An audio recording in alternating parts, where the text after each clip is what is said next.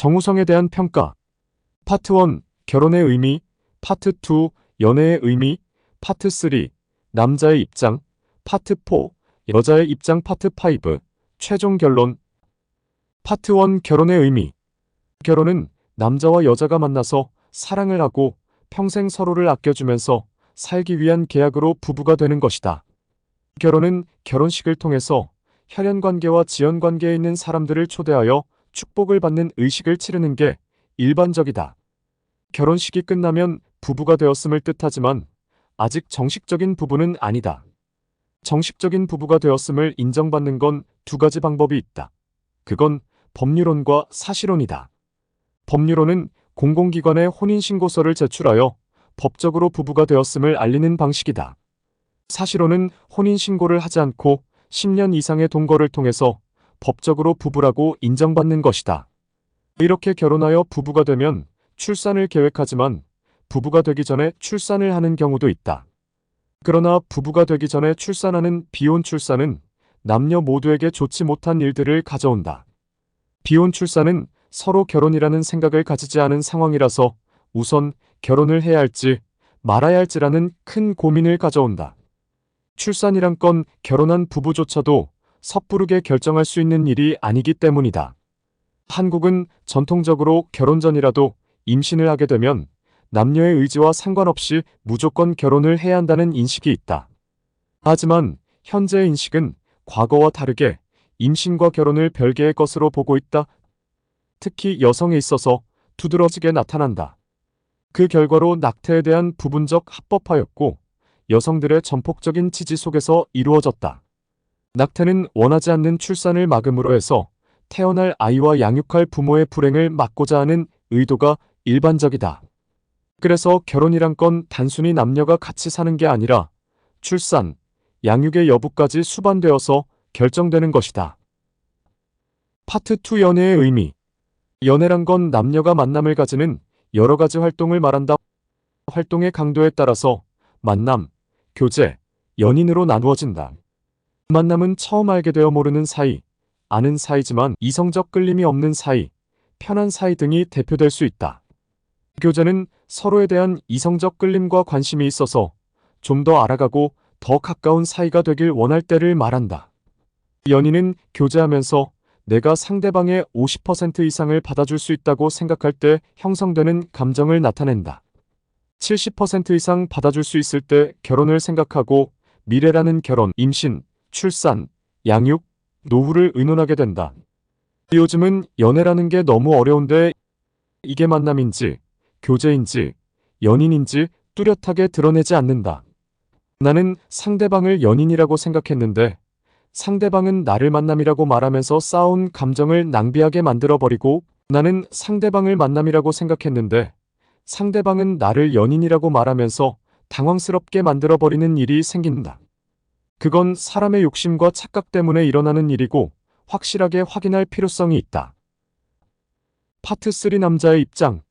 정우성의 이미지는 세련되고 핸섬하고 강직한 남자의 이미지를 가지고 있어서 남녀 모두에게 인기가 많은 배우이다. 이런 이미지는 배우로서 조작된 것도 있겠지만 대체적으로 그 아우라는 변하지 않는다. 그가 어떤 연애관과 결혼관을 가졌는지는 모르지만 대충 살펴보자. 연애관에 있어서 많은 여자를 만나고 관계를 가지는 건 잘못된 게 아니지만 연애하는 사람이 있는데 그러는 건 잘못됐다고 비난하는 사람이 많다.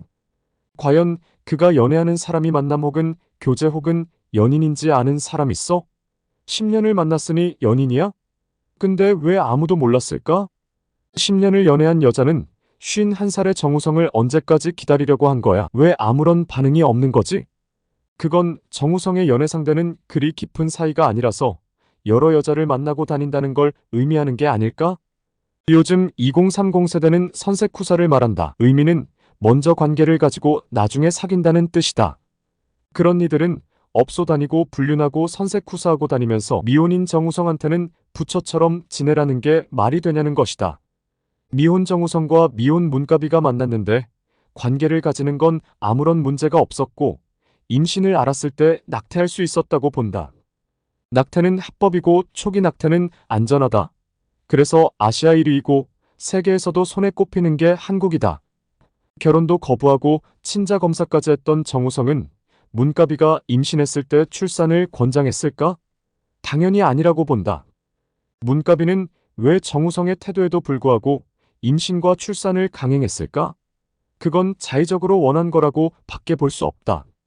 파트 1의 결혼의 의미와 비혼 출산은 모두가 힘들어진다고 설명했지만 결국 출산을 결정한 건 여자가 책임진다는 것이다.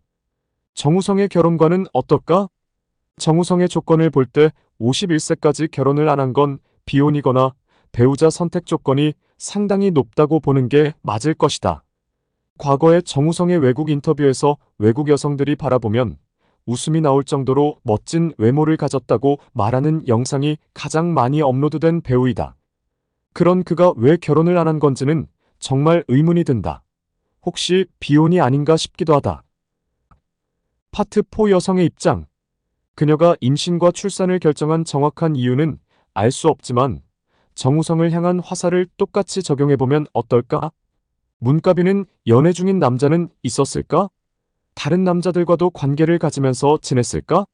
사실 이렇게 묻는 것 자체가 웃긴 거고 그녀의 사생활이다.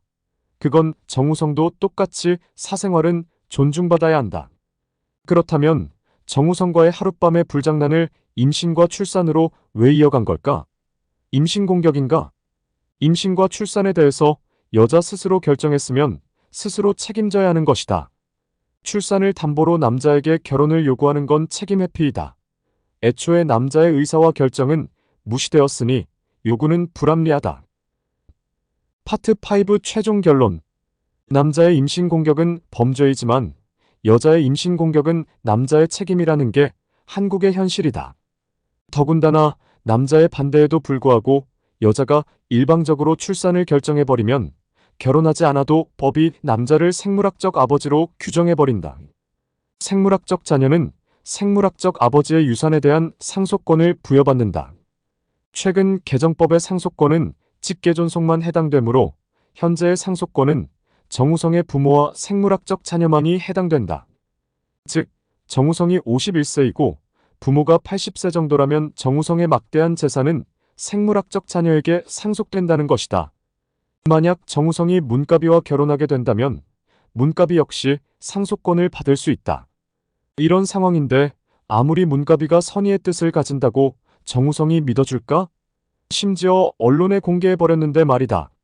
정우성이 원하지 않는 임신과 출산에 대해서 양육비를 지급한다는 건 생물학적 아버지의 역할을 다하겠다는 배려인데 왜 그가 비난을 받아야 하는 건가? 거기에 대놓고 왜 돈을 많이 주니 어쩌니 하면서 떠들어대는 거냐? 씹을 거리가 필요하면 오징어를 씹길 바란다. 정우성을 까내리는 사람들의 주장을 보면 얼마나 멍청한지 교활한지 알 수 있다. 정우성의 난민 수용 찬성과 혼외 자녀와의 관계는 전혀 다른 부분이다. 난민 수용은 정우성의 의지와 결정이 있지만 혼외 자녀는 정우성의 의지도 결정도 전혀 없었다. 근데 어떻게 같을 수 있냐?